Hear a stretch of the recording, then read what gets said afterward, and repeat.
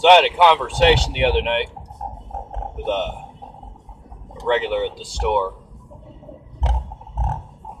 And I expect that conversations about politics will still occur even though the election is over, because I like talking about politics and religion and social issues. But one of the things he struck on, or got stuck on, was that Hillary Clinton wanted to repeal the Second Amendment. And I had to cut him off right there and stop him and point out that no politician wants to repeal the Second Amendment. Not anyone that wants to keep their job. Because as it turns out, that's not an easy thing to do, repealing an amendment. It takes a massive undertaking by the entire government. Point of fact, Hillary Clinton never wanted to take away your guns. Nor did Obama.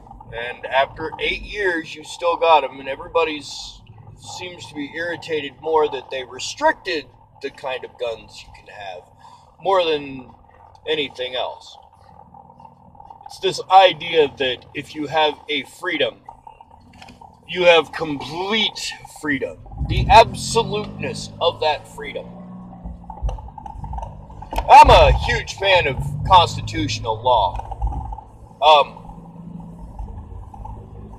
The way it's always read to me is the first 4 lines of the Second Amendment are a well-regulated militia. Now, starting from right there, regardless of what the purpose of it is in the end, regardless of what the intent the Founding Fathers had for this particular phrase, a well-regulated militia means your government gets to know who has what, where, how much.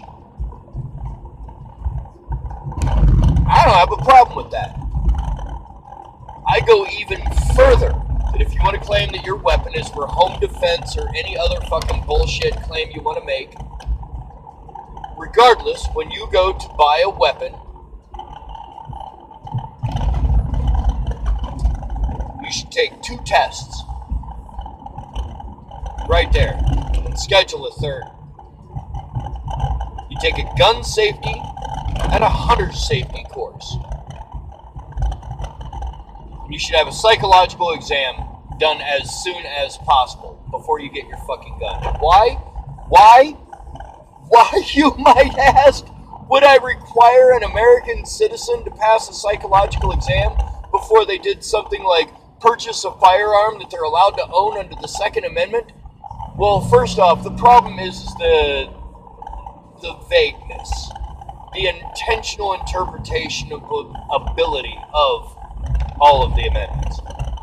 And they're like that for a reason. It's so that they can be interpreted and applied to various situations that might occur.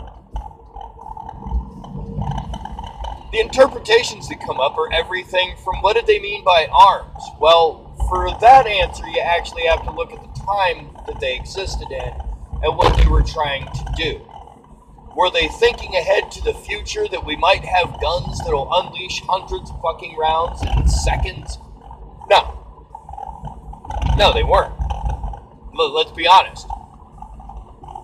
If somebody from this time period went back there and tried to advise them on where things could go, it would probably boggle their fucking minds, as brilliant as they were. And being human, they would probably try to figure out a way to skew it so that the nation they were creating ended up the one ruling the world. The one in charge. Because that's the idea, right? For everyone to be open and respect each other as humans.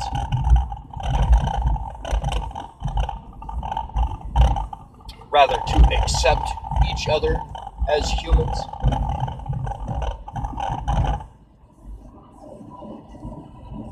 I'm for the Second Amendment.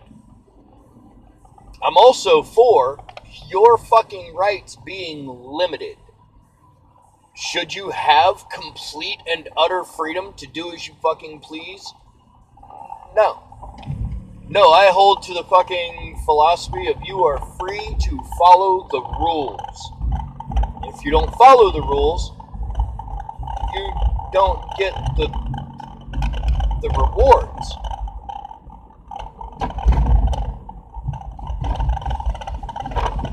I support the Second Amendment, but at the same time, I think it should be limited.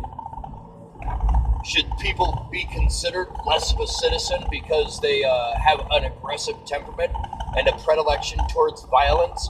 Should they be disallowed from their Second Amendment right to own a firearm? Yeah, in some cases.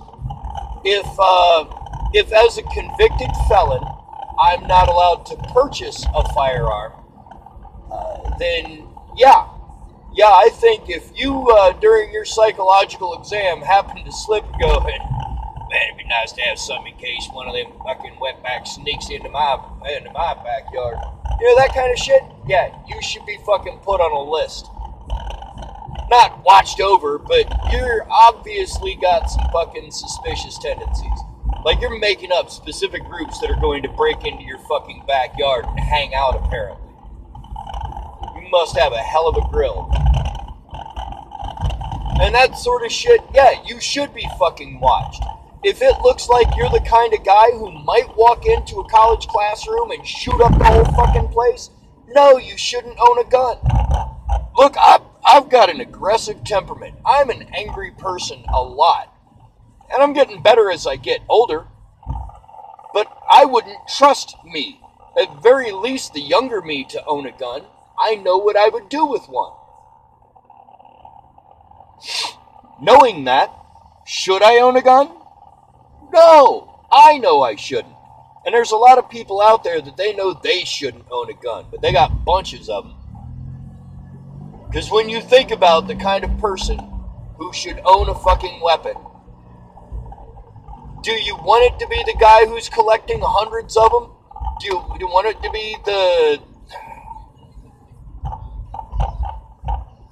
be the people you think of when you think of people who own a lot of guns? Is that the people you want to own a lot of guns? No, probably not. In most cases, anyway. Vastus.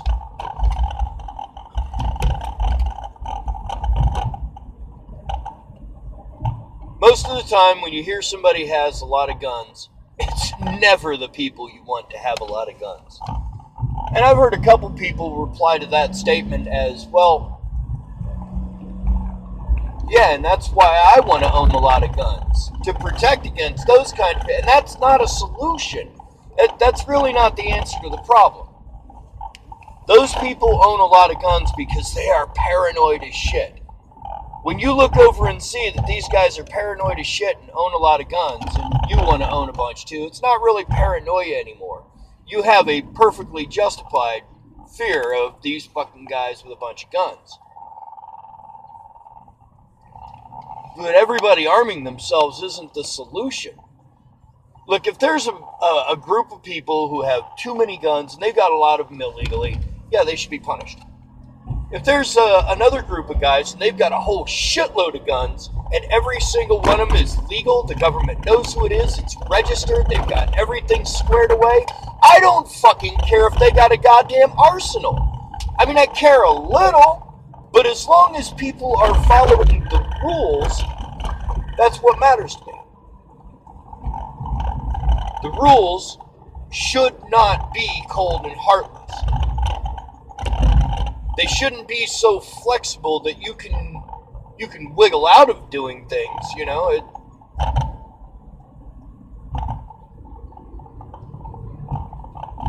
The Second Amendment was meant to protect citizenry against a government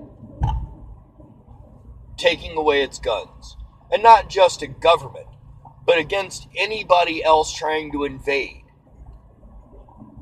The thought being that if England ever tried to retake the colonies, that they would have a hell of a fucking fight because of all the armed militia, all the armed civilian populace.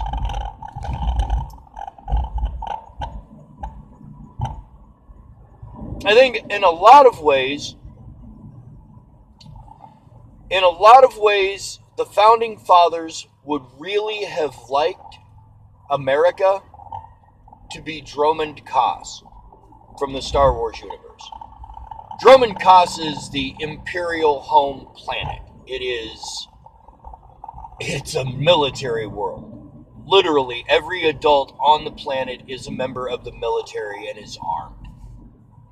It would be like trying to attack a military base the size of a planet. And I kind of think, in a way, that that's what the founding fathers wanted with parts of that, is they wanted all of the able-bodied adults to be able, and in their mind that meant the men, they wanted them to be able to go in the bedroom or in the living room and grab the fucking rifle and the box of shells off of the mantle and head for fucking combat. They wanted them to be able to do that at a moment's notice. So that if, let's say, for example, England ever decided they wanted to retake the colonies, that the civilians would be there to raise up the militia and defend the nation. Because at the time, we didn't have a standing army. We didn't have one of those for shit. Numbers start to fuck with my brain. We didn't have one at the beginning. We do have one now.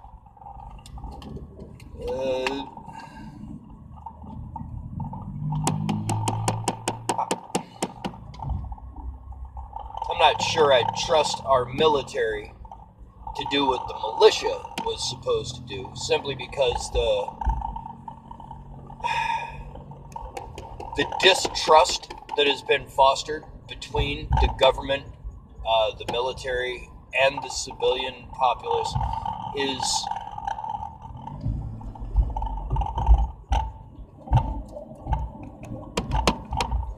deep.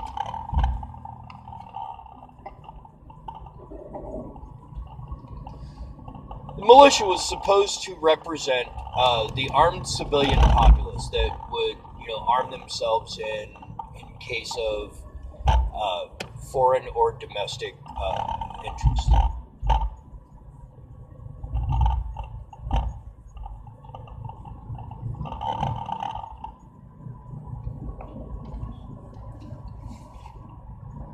So I support the Second Amendment because I understand completely what it's for. I think a lot of people who argue back and forth either don't know what it's for or recognize what it's for and want it to apply to something else. Want it to more apply to, like, for example, should you be able to own a flamethrower? Because you can, in most places. I know here in Ohio, it's perfectly legal for you to own a device that launches a sticky resinous fluid that burns. You are allowed to own a device that launches flaming sticky gobs. Perfectly fine. Perfectly legal. You know why you shouldn't own a flamethrower? Because if you look up flamethrower on, let's say, look it up on YouTube. If you look up flamethrower, nothing that comes after it is good. Not in any way, shape, or form. It's not beneficial. It's usually a video of like a bunch of guys destroying, 1 to 5 trees to take out one hornet's nest.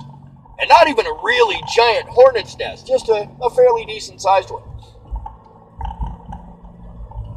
You shouldn't own a flamethrower. Because a fucking flamethrower shoots fire. Shoots fire at people. It is a flamethrower. During the course of the conversation with my customer last night, he pointed out that he uses a flamethrower sometimes to burn up stumps. And I chuckled to myself and thought, that's the pussy way to go about it. How long are you going to be there fucking torching that stump? What I used to do is I'd mix up a batch of mercury fulminate in my shed behind my parents' house, and we'd use hollow tips, and we'd use that to blow up stumps in the backyard. I didn't say that out loud because, of course, that would be giving away to just a random customer. Well, not random. I've known the guy for a while. It was just, it would have come across as an insult. It really would have. Because it just sounded like one.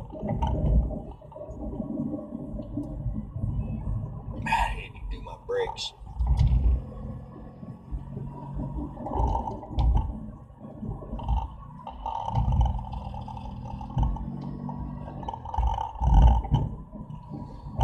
So I fully support the Second Amendment.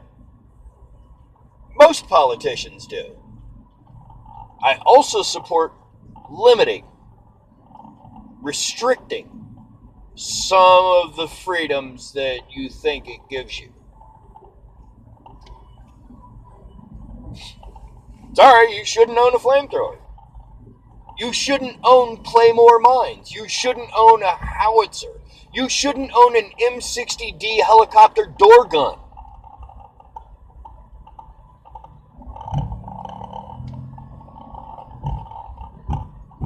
But in a lot of places, the Second Amendment has been argued to say you can. And that's where the interpretation of what did they mean by, to keep and bear arms? What kind of arms? What do you mean by bear? What situations is it okay to bear arms? Is there an acceptable list somewhere? And that's where the interpretation and errata is never consistent. At least it's consistent in the sense that once it gets to the Supreme Court, but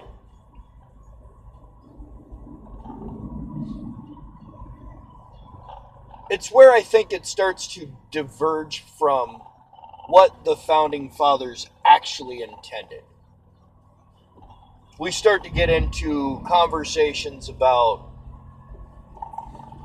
what kind of weapons you're allowed to have. Look, man, if you got a confusion about it, part of what you need to think, what the fuck's this guy's deal? Anyway, that's my train of thought. When you think of the arms that they intended for civilians to own, think of it this way. When you think of gear that an army soldier carries, or I guess that's a redundant statement. When you think of military gear that a soldier might carry or use, that stuff right there, civilians shouldn't have. An M16? No, a civilian shouldn't have it. If you were in the military and you are fully fucking versed in how to operate one and clean it and all that, sure, I can't see any reason why it'd be a bad idea for you to take your weapon home with you after service. Kind of makes sense to me. Keep it with you. But the average fucking civilian doesn't have that kind of training. I think you can own whatever weapon you want to own, within reason. Heavy arms? Nobody should own a tank. Nobody should own a fucking mine of any sort. I don't care what kind of fucking bouncing betties, claymores, take your fucking pick. Call it what you fucking want. Anything that is